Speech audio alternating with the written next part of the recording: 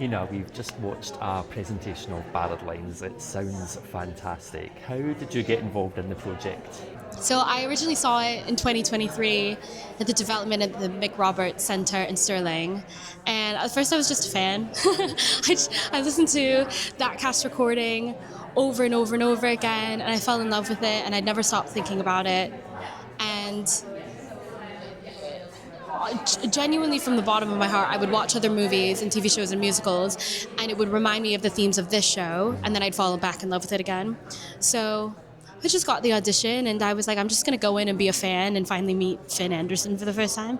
And I also just like worship Tania. So it was just exciting to be in the show, and then to actually get to do it is just, I think, every theatre kid's dream come true, to be honest. So yeah, that's how I got into it. Perfect, thank you. Tell me a little bit about the character that you play in the show. Yeah, so I played Jean Blackburn, and she's born and raised in Ulster, Ireland, and she has Scottish ancestry. Born and raised with her sister Shona in really hard times.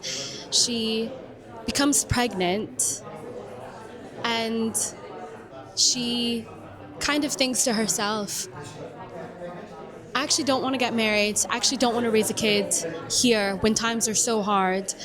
And this child might just be a beacon of hope for me and for the world.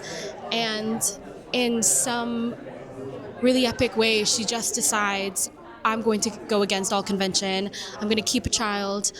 I'm going to raise her all by myself, and I'm going to go to the new world and try to make a difference. And I think she's young. She's 16 years old, but she is not naive. She's very wise, and she's not sensitive to the pains of times that she lives in, which I think is very topical to today and the times we live in today. So I think she represents this hope in a generation that is flogged. And yeah, that's Jean. That's Jean. What sort of drew you to this music, and what are you enjoying most about performing it? Yeah, I was born and raised in America, so I always grew up listening to folk music. And I think it's beautiful the way that music travels across the world and influences other cultures and keeps them loosely connected, even though it looks like these communities have nothing in common. But really, at the end of the day, some of the songs that we sing to our babies at night and the kind of lullabies we sing to our partners are the same songs that people 300 years ago and 4,000 miles away also sang. And I think that's a universal truth for everyone in the world, that music has always drawn us together. And it's one of the first forms of art that humanity has ever discovered and played with.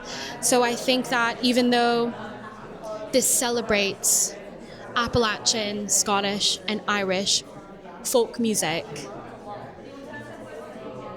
everyone has some sort of roots in this, and we're all connected somehow, even if we can't see it.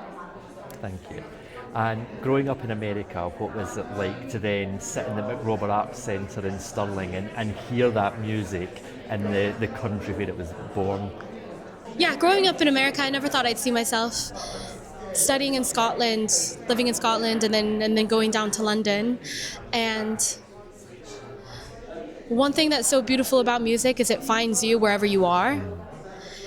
And I was just sitting in Stirling listening to a new show that I didn't think would actually really change my life in any way, and the score kind of always stayed with me from that point on, and now getting to actually fully realize it is, I think, the biggest gift that kind of a performer can ask for. The writers of this show are so talented, aren't they? Yeah. What's it been like working with them? It's so beautiful and exciting because there's so much heart and love poured into this score and into these characters that Tania and Finn really hold to them. And sometimes, I mean, with a new work, things chop and change all the time, and we've got a lot of Scots language, and sometimes that has to mold to kind of fit with an English audience, and sometimes the writers realize we actually need to see this character in this moment, and that wasn't in the original score. So getting to actually hear how these ballads that originated 400, 500 years ago are still changing today in this room is exactly what the show was always about. So you can tell that Tania and Finn really have the heart of that with them as they're creating this work. Have you got a favourite bit of Scots language that you've heard so far?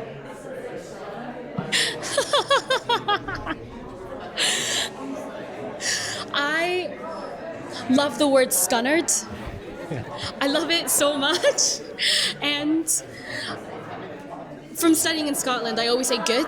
That's really good. So those are just like two words that I always say. Scunner is my favourite word as well. Yeah, right? Or like, this isn't in the show, but boke. Ooh, I've got a boke. Like, I love saying that word. It's my favourite Scottish word ever. But yeah. Love it. Well, hopefully you're not scunnered after today and having to No, speak I'm to good. all of us. I'm good. What would you say to anyone thinking of coming down to Southwark Playhouse to see Ballad Lines? I think come for the tunes, but you are going to leave with a very full heart. And it's an extremely cathartic journey that we're going to go on together.